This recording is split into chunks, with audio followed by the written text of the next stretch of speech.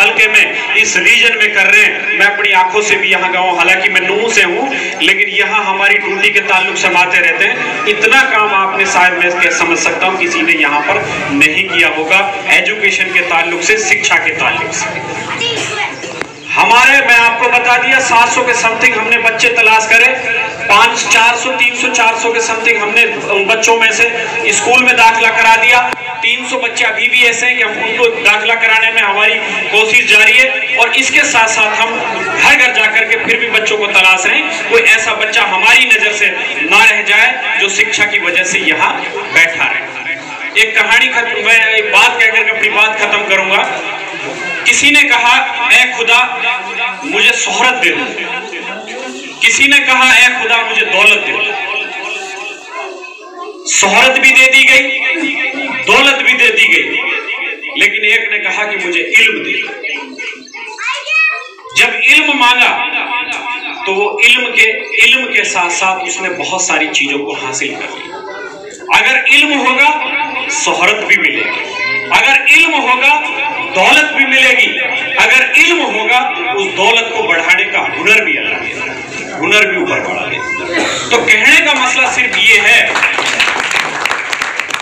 कहने का सिर्फ एक ही मकसद है कि अपने बच्चों को इल्म की राहों में लगा दो, अपने बच्चों को शिक्षा की राहों में लगा दो, अपने बच्चों को अच्छे अच्छे स्कूलों में पढ़ाओ, अपने बच्चों को सरकारी स्कूलों में जाकर के वहां दाखिला कराओ, उन मास्टरों से बातचीत करो। अभी देखा कि हमने समस्याएं बहुत दे दी, लेकिन बड़े अफसोस की बात है कि हमने अभी समस्या स्कूलों के बारे में, जब तक हम खुद जाकर के वहां नहीं देखेंगे तब तक हमारा स्कूल ठीक नहीं होगा। ये मैं आपको लिख के दे रहा हूं। एसडीएम साहब हतीन में बैठे हैं, स्कूल आपका यहाँ चल रहा है, आपको ध्यान देना पड़ेगा स्कूल में। जब तक आप स्कूल में ध्यान नहीं दोगे तब तक हम कुछ नहीं कर पाएंगे। ये कड़वी सच्चाई है। मैं एसडीएम साहब के सामने ये बात रखूंगा, मुझे कोई हर्ज नहीं है। हमारे लोग सिर्फ राशन तक, सिर्फ बच्चों के पैसों तक अपने उसमें स्कूलों में भेज रहे हैं कि हमारे बच्चे का पैसा मिल जाएगा, हमारे बच्चे को राशन मिल जाएगा, लेकिन बड़े दुर्भाग्य की बात है कि हम अपने बच्चों को शिक्षा लेने नहीं भेज रहे। अगर कोई शिक्षा लेने भेजता हूं मैं, सैकड़ों ऐसे वारदात आपके गांव में, जब हमने डोर टू डोर सर्वे किया, हमारे बच्चे को वो हमारा पैसा नहीं मिलता, हमारे बच्चे को मिड डे मील नहीं मिलता, इसकी वजह से हम स्कूल नहीं भेज रहे। कितने दुर्भाग्य की बात। क्या हम ये रह गए? हम अपने बच्चों को जब तक शिक्षा के लिए स्कूलों में नहीं भेजेंगे तब तक कुछ नहीं होगा।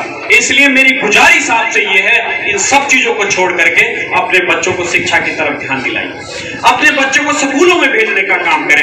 अगर कोई दिक्कत होती है, यहाँ मुबारक साहब हैं, इरफान भाई हैं, हासम भाई हैं, जो इन गाँव में लगातार काम कर रहे हैं, आप उनको बताइए। अगर वो आपकी समस्याओं का निदान नहीं कर सकते तो फिर मैं खड़ा हूं, मैं आपकी समस्याओं का समाधान करूंगा, चाहे कैसे भी हमें करना पड़े। हम अपनी जेब से पैसा लगा रहे हैं, हम अपनी जेब से जैसा भी छोटा मोटा पैसा है हम लगा रहे हैं, सिर्फ इसी वजह से कि ये बच्चे पढ़ जाएं। अगर कोई सीएससी वाला, आधार कार्ड वाला हम यहाँ लेके आ रहे हैं तो उसका आने जाने का खर्च भी दे रहे हैं, उसको यहाँ लगवा रहे हैं, सिर्फ आपकी सुविधाओं के बारे, क्योंकि आपको हतीन ना जाना पड़े, आधार कार्ड को करेक्शन करवाने के लिए, ये सारी चीजों करवाने के लिए यही बैठे आपके काम को। तो मेरी आपसे गुजारिश यही है, और सबसे ज्यादा गुजारिश आप सबसे इसलिए है क्योंकि एसडीएम साहब बड़े खुले दिमाग के आदमी, बड़े खुले दिल के इंसान हैं।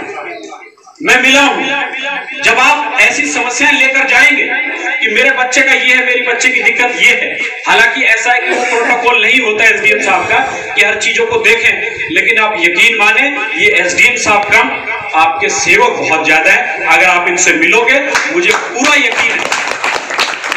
यकीन है कि आपका काम होगा।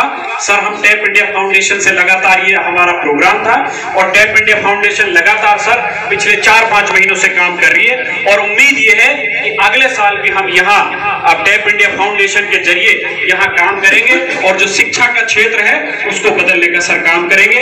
आप सभी ने मेरी बात सुनी, उसके लिए बहुत बहुत धन्यवाद। मैं एसडीएम साहब को पुनः बहुत धन्यवाद देता हूं कि उन्होंने बहुत शॉर्ट नोटिस में हमें टाइम दिया, हमारी बात सुनी और शिक्षा के क्षेत्र में अपनी बातों को रख रहे हैं। आप सबका बहुत बहुत शुक्रिया, धन्यवाद।